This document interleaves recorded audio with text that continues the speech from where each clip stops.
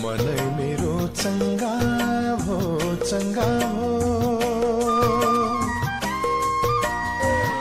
मनै मेरो चंगा बेलाका बीचमा हाम्रो सूर्य सर उहाँहरू दाम्पत्य जीवन